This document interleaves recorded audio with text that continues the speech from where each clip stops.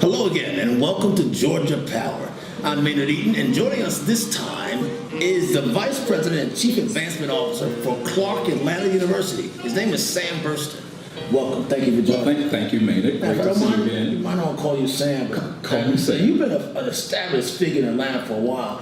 I've known you as an artist, an art connoisseur, a curator, and an artist yourself. Right. Now you hear Clark painting a new picture for HBCUs or curating something here. It seems like this is a transition for you. I tell you, I'm so excited to be here, Maynard, because I'm a born, bred, fed, native rare species in Atlanta. So I was actually born on the west side of town, off of Bankhead, which is now Hollowell, on Whitaker Street.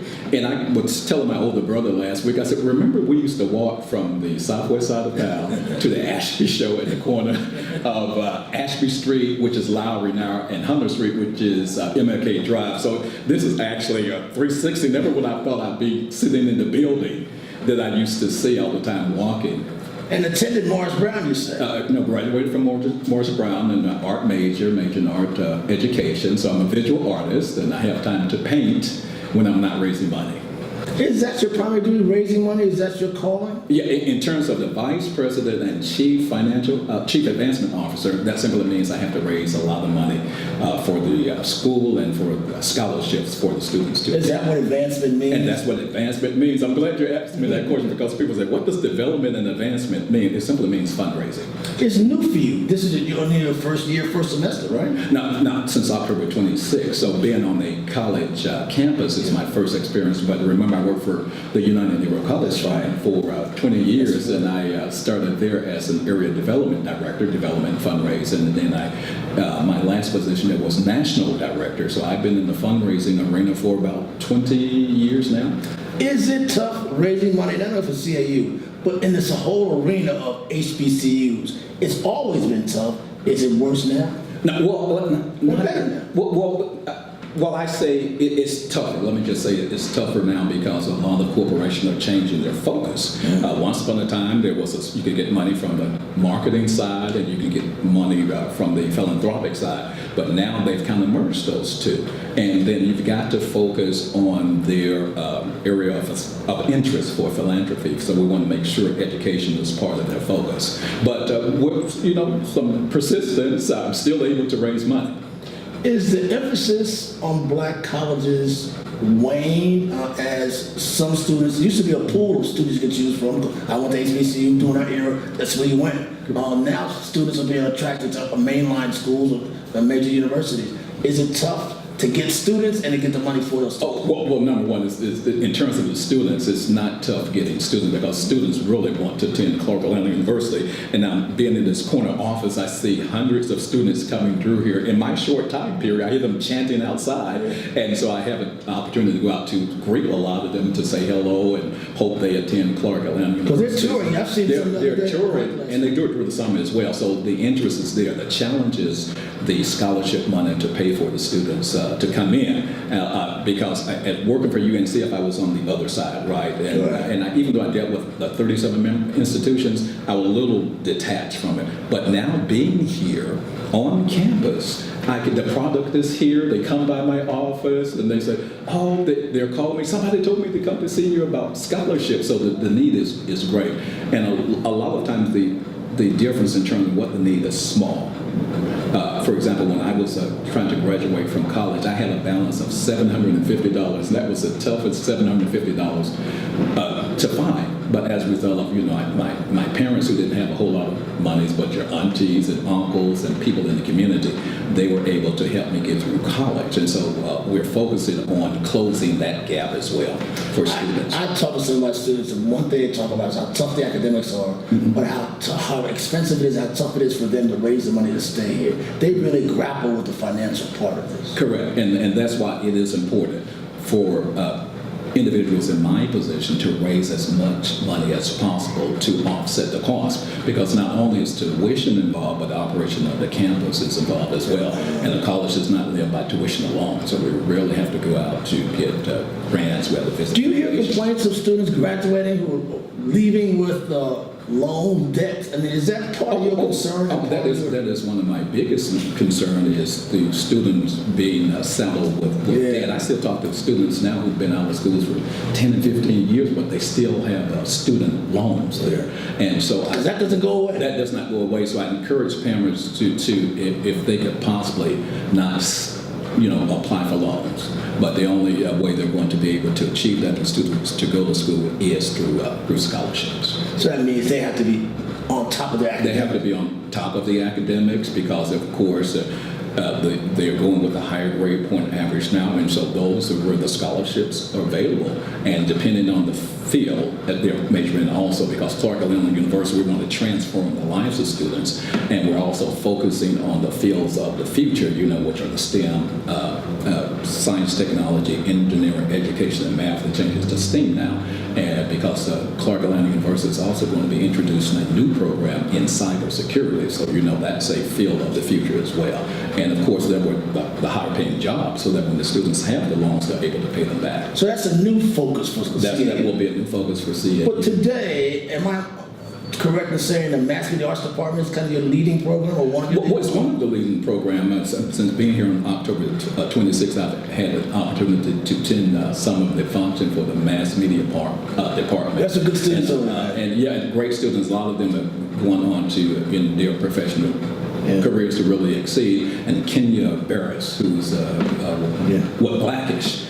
He was attended Clark Atlanta University. As a matter of fact, he's going to receive a doctorate degree this year for commencement. And there are a number who have gone. As a matter of fact, I realized Spike Lee went through the mass media. I never knew that. Sure, In fact, I was asked to grade his senior project. Oh, really? And I didn't like it. He never let me forget it. and of course, the late great Amanda, our good friend Amanda Davis.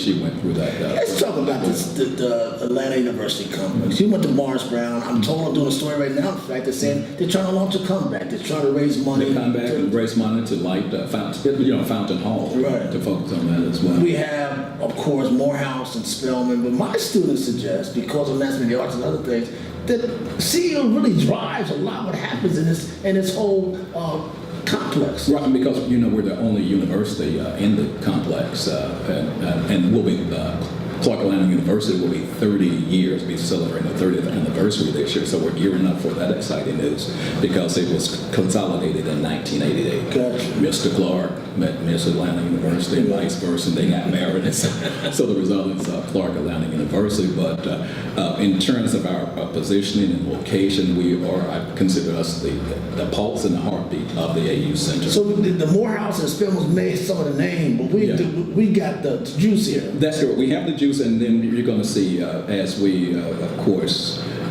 develop a stronger marketing initiative for CAU, you're going to hear greater news about the university because we want to become more nationally known. When you think of Atlanta and Atlanta University Center, we want to automatically think of Clark Atlanta University. Is that where you're pinning your marketing on, Atlanta University?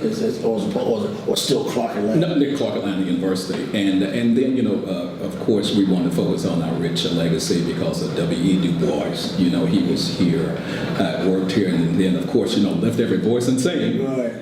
James Weldon Johnson, he was a student. That's kind of our mantra, right? Yeah, lift every voice. And we had the initiative when Dr. Johnson, Ronald A. Johnson, the president, came 3 years ago. That was his platform, and we still infuse lifting every voice because we want to raise the level of the students who are here, and so they can go on to be great citizens in this society. Now, despite what you might think politically, President Trump did invite black college presidents to his office early on in his administration. Has that helped our profiles? Has it helped you raising money? Has that been a good thing for us, or no, let me say, just publicity? I haven't seen it yet. I haven't seen the difference it has made yet. I was with UNCF when the former Dr. Lomax and all the presidents went. So we'll just wait and see.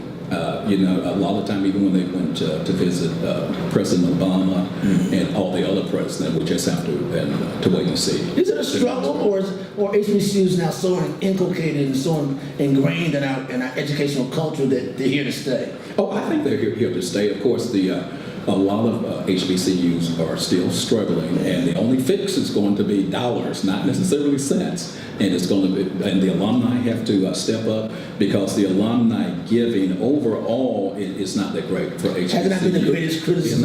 It's not been the greatest, because I always tell alumni, sustainability is your responsibility for your school. Of course, there are other, the highest percentage in the top 10 is actually 47.9. That's Claflin University, and then some others. But we've got to raise the level of support from alumni. You've always been a creative individual outside of your fundraising. Are you kind of creating a new something here? Are you painting a new picture? Well, that's what I want to do, paint a new picture, because it's always interesting, because I'm always moving, always thinking. Even driving down the street sometime, I saw a billboard and it said, "Give to the cause," and then immediately what popped in my head, Maynard, said, "Oh, the first three letters of cause is CAU." I said, "Oh, I like that. They've got to support this cause." That's cool. So we'll be doing things like that. Did I hear you say you painted this? Yeah, I did. Now, this is a lino cut. And when I was here way back when, I did this piece, and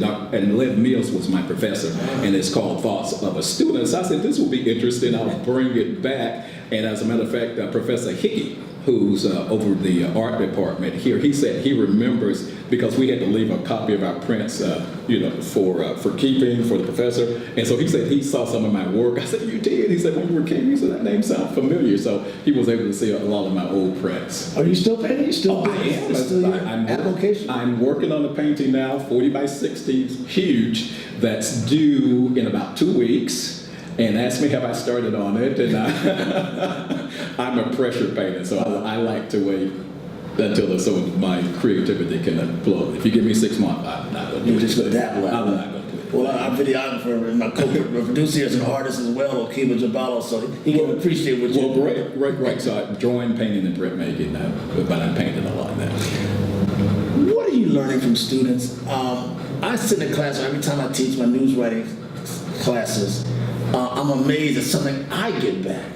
I'm trying to teach them, but the difference in generations is mind-boggling, especially with their all the emphasis on the internet and digital stuff. Are you learning from where you sit? Are they giving back to you this interchange here between the students and where you sit as an administrator? Oh yeah, and the student keep me energized. I told them they have got to help me raise this money as well. I can't raise it by myself, because they are product, and number one, they've got to do well. They've got to keep the grades up, and I'm able to interact with them all the time, because when you're on campus and they come out and see you there, and sometimes you turn into surrogate fathers when they come out and they want to talk to you. And they do have issues. And they do have issues, and in turns, and I'm teaching them to also self-fundraise. I said, okay. I said, you got to. It's your responsibility as well. You got to fill out the applications on time, and in some cases, I've taught students how to write appeal letters to their core group. If they need money, sometimes it's as little as $700, sometimes it's $1,000, and I review their letter and I give them a little plan, and a lot of them have received money as a result of that. I said, now the funds have to come directly to the school, but they've been able to make up a difference for that as well. So I hear some of my students lament that once they're after their freshman year, they can't really apply for many scholarships. I don't know if that's correct or not, but I hear them complain. Actually, they can. They can apply for a scholarship, because I actually put together a scholarship guide to help students, and it gives resources for scholarship. It teaches them how to apply, when to apply, and the available scholarships. So I've been doing that on an ongoing basis, but you can apply for scholarships all the way through your senior year, as well as internships. Finally, part of your mandate is for communication with the school as well. Is that part of under your umbrella? That falls under my umbrella right about now, and of course we will bring someone on to handle that. But that communication, branding, marketing, and communication falls under the IAUR, which is the Institution Advancement Division. How are you enjoying this? How's the transition been for you? Well, it's been great. I have to tell everybody I've only been here for 6 months. I haven't been here because I can adjust very quickly, so I like to get things done. I'm impatient when it comes to getting things done, and I don't like and this particular field is a sales and marketing and customer service field also. So we're trying to get everybody on the same page that relate to customer service. Got to deal with the students, number one. Got to deal with the parents. external corporations and foundations, as well as internally. So as everybody works as a team, and remember that we're all sales people, we're going to be good. We're going to do fantastic. I hear you saying, or exuding, that CAU, Clark Atlanta University, is not a tough sell. No, it's not a tough sell. And number, I'm in the asking business, and I will ask. People see me in the grocery store, they go the other way because then I'm going to ask, have you sent your donation to CAU? Now, I was attending a UNC function. All the presidents were there, and I didn't realize so many presidents had graduated from Clark College and Clark Atlanta University. They received their degree. So after I realized that, I said, well, did you send your donation? I said, okay, I'm going to send you an appeal letter. So I did. You're pitching the president. I did, yeah. I said, did you send your donation to your alma mater? And they said, okay. I said, this okay, Sam. I said, well, please give when you receive it. Ladies and gentlemen, our Georgia Power Person of the Month, Sam Burston, heck of a guy. Vice President and Chief Advancement Officer at Clark Atlanta University. Sam, thank you so much. Thank you. Good to see you.